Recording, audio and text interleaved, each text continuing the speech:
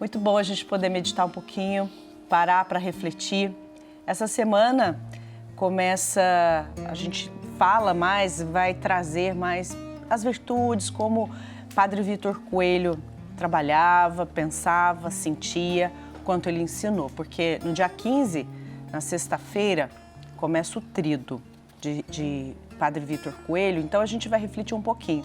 Ele que chegava em muitos lares através da Rádio Aparecida, anunciando o Evangelho, falando sobre o amor de Maria e nos ensina muito. Hoje a gente vai falar um pouquinho das dificuldades, né, Padre Ulisses, da vida humana. Exatamente, né? Eu creio que quando a gente invoca, por exemplo, Padre Vitor Coelho, e está faltando ainda, minha gente, um milagre para que ele possa ser beatificado. Então, por favor, pode pedir um milagre por intercessão do Padre Vitor. Né? Mas é tão importante perceber que é aquilo que nos leva a crer numa fé que já foi vivenciada profundamente por milhões de pessoas, né? Como o Padre Vitor, né? Então não é uma coisa que a gente está anunciando no ar, não. Foram coisas que foram concretizadas na vida de um ser humano concreto.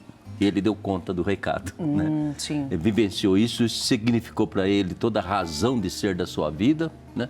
E no fundo, cada santo é uma esperança para nós. Olha, como dizia Santo Agostinho dizia, se ele conseguiu, se ela conseguiu, por que eu não consigo? Sim, é verdade. Era até em latim, era um versinho bonito, né? Como era?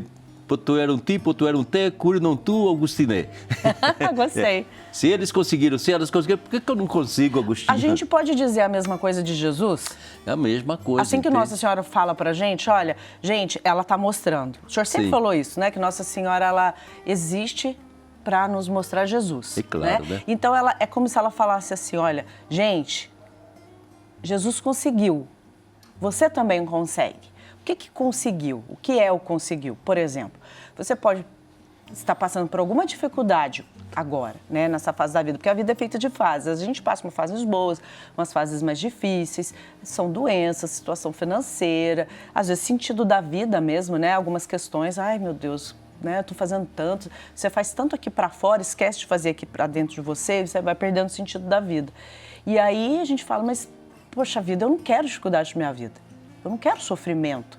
As pessoas querem fugir do sofrimento e a gente precisa, enquanto cristão, entender qual é o significado do sofrimento na nossa vida. Algo que a gente fala muito, principalmente no período da Quaresma, né? Porque a gente entender a nossa trajetória aqui na vida. Que os sofrimentos, eles existem para nos amadurecer na fé. Então, de que maneira eu posso olhar para o meu sofrimento na vida? Com coragem, para entender que eu preciso amadurecer na minha fé. E que Nossa Senhora diz assim para você, tá vendo? Jesus conseguiu, você também consegue. É isso, Padre, é nos aproximar de Nossa Senhora para cada vez mais a gente entender esse amadurecimento? Tomara que Nossa Senhora fosse para nós como uma artista que está devastando aí um mármore para criar uma imagem, entende? No fundo, o lado que a gente chama de negativo da vida é essa obra-prima que Deus vai fazendo na gente, entende? Eu quero fazer uma belíssima estátua, vamos dizer que Nossa Senhora com o seu cinzel lá, mas tem que ir devastando essa pedra, esse mármore, para que se torne uma belíssima imagem. E ao longo da vida, um pouco do sofrimento é enquanto vai devastando a gente, para que a gente seja a imagem e semelhança de Deus, né? E não apenas um bloco de pedra assim? Perdida numa montanha, né? Não, já fomos destacados, Deus já coloquei. E ele vai trabalhando assim, como um artista, né? E Nossa Senhora é essa mulher que está ali, o tempo todo, né? Ou como, digamos assim, Nossa Senhora como ajudante do seu filho, ou ela mesma trabalhando para que a gente possa ser cinzelado. O sofrimento, quando bem aceito, é um trabalho de quem vai cinzelando a nossa imagem. Sim, quando bem aceito, o sofrimento quando bem aceito. O que é o sofrimento quando bem aceito? Não é o sofrimento, ai que delícia, ai vou sofrer, não é o masoquismo, né? O gostar de sofrer, tá?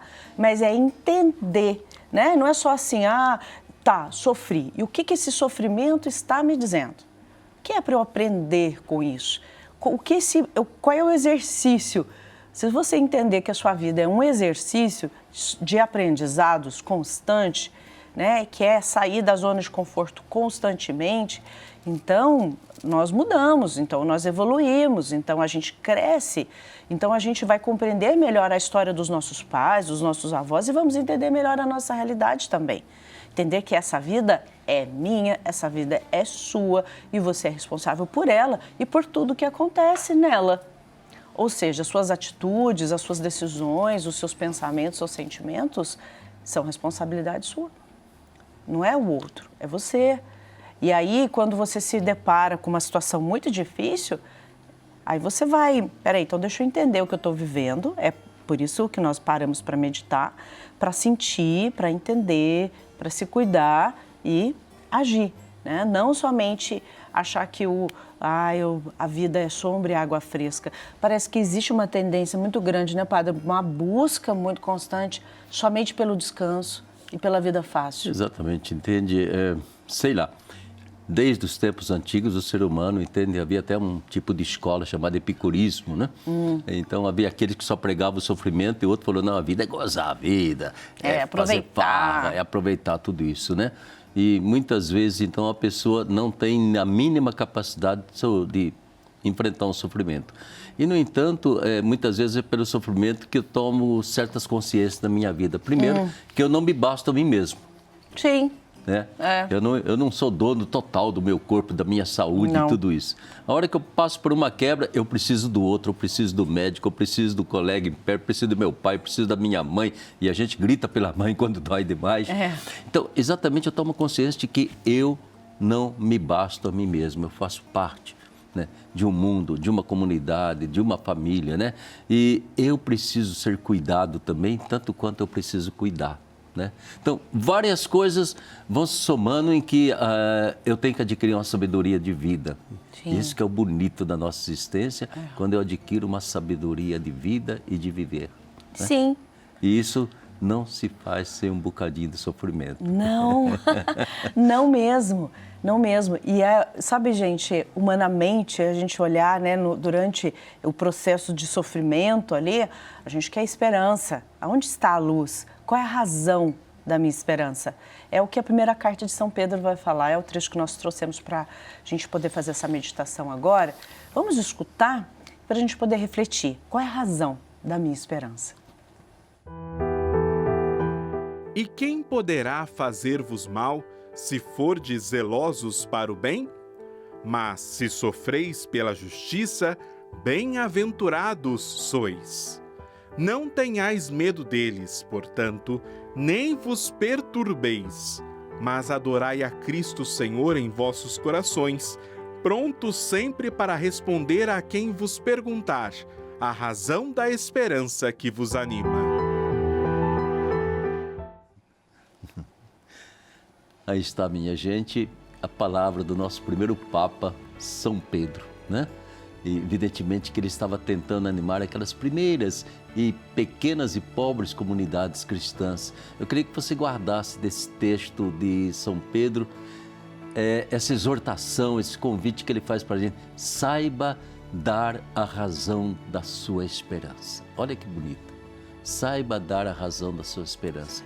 Principalmente nos momentos em que você é desafiado, em que você passa por situações assim de constrangimento, de medo, de perseguição, saiba dar a razão da sua esperança. Eu acho que isso, minha gente, ele vai dizer assim, quando você está passando por uma dificuldade qualquer, né, sinta-se feliz se por acaso você está passando isso por causa da justiça, por causa da honestidade, por causa da sua bondade, que atrai sobre você muitas vezes, né, a agressividade de outras pessoas, a caçoada, o cinismo. Saiba dar a razão da sua esperança, porque é pela justiça, pela honestidade e pela bondade que eu estou sofrendo, né? E ao mesmo tempo ele vai dizer para nós, né, não se deixe dominar por aqueles cuja razão de ser é a injustiça, a desonestidade, a corrupção, a maldade, entende? Não é esse o seu caminho, e por mais que pareça que você está sendo feliz, entende? No fundo você é uma decepção como ser humano. Não chega a ser humano, passa a ser um desumano praticamente. Então, dar a razão da nossa esperança é a gente permanecer profundamente unido à vida de Jesus, né? Que foi e é o nosso Salvador. E Jesus, se alguém passou por desafios imensos, e se alguém pode ser chamado, Jesus é a minha esperança, é Ele, entende? Porque fizeram de tudo, mas não lhe roubaram o amor, não lhe roubaram a vida, não lhe destruíram o essencial da existência de um ser humano. Daí então a importância de que a gente constantemente procure buscar no Evangelho o caminho que dá a razão da minha esperança. E na razão da minha esperança é muito interessante. Por maior aperto que a gente esteja passando, lá no fundo a gente sente uma paz, uma alegria que nada e ninguém nos tira, nem mesmo ameaçando tirar a nossa vida. A paz e a alegria que eu tenho dentro de mim, por quê? Porque eu tento ser coerente com a minha esperança. E essa esperança não está em mim, não está no outro, está em nosso Senhor Jesus Cristo. Guarde então essa frasezinha para você. Saiba dar a razão da sua esperança, sempre. E essa mensagem tão bonita, forte, real que o Senhor nos passa, essa inspiração, em outras palavras também era que Padre Vítor nos ajudava. Dizia assim, Nossa Senhora não existe para tirar o nosso sofrimento, não. Jesus também não tira o nosso sofrimento, Ele nos ajuda. É essa a razão da esperança.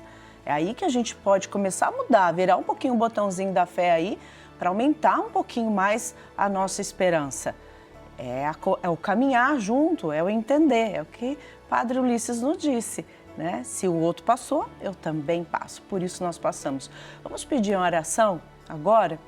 Que Deus nos dê a graça da gente olhar para a nossa vida com coragem, com atitude, com perseverança e com esperança.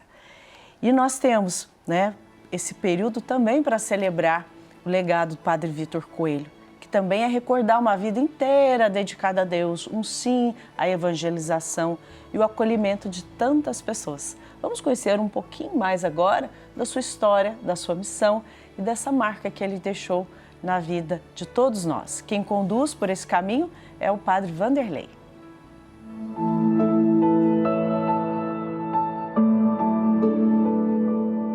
Olá, meus queridos irmãos e irmãs do Bênção da Manhã. É uma alegria estar aqui com vocês. Você sabe onde é que eu estou? Aqui no Convento Redentorista, um convento histórico, ao lado da Basílica Histórica, no Memorial Padre Vítor Coelho de Almeida, que nós vamos falar sobre ele. Meu querido e minha querida, você sabe que o Padre Vítor Coelho de Almeida, nosso querido e venerável Padre Vítor, ele foi um profundo devoto de Nossa Senhora Aparecida. Aliás, o que vai marcar o seu trabalho, a sua missão e a sua presença frente aos meios de comunicação, o Santuário Nacional, dentro da Congregação Redentorista, é exatamente isso, a sua devoção. Ela nasce onde? Padre Vítor conta que na sua história pessoal, aos 7 anos ele ficou órfão de mãe. E nesse momento, ao invés de transformar essa dor em um fechamento, em uma tristeza muito grande, essa dor foi modificada. Ele transferiu para Nossa Senhora a sua devoção, o seu afeto à mãe que não estava presente mais. E isso vai ser fundamental para entendermos a sua história. Porque a devoção à Nossa Senhora, ela não nos prende a ela e nem nos prende a nós mesmos, nem às nossas condições. Pelo contrário, ela nos faz abrir o coração, abrir a mente, abrir os olhos para perceber onde Deus quer que a gente haja. E é isso que o Padre Vítor vai fazer. Ele vai perceber que Deus o chama a ser missionário da mãe. E esse amor a Maria vai fazer com que o Padre Vítor vivencie uma compreensão de qual seria o diferencial da sua missão. Por quê? Ele, como missionário redentorista, vai perceber que Deus o chamava a pregar a palavra, a anunciar o Evangelho e tornar esse anúncio do Evangelho em ações transformadoras para a vida das pessoas. Vamos continuar amanhã, te aguardo aqui no Bênção da Manhã para conhecer um pouco mais da vida de nosso querido venerável Padre Vítor Coelho de Almeida. Deus te abençoe.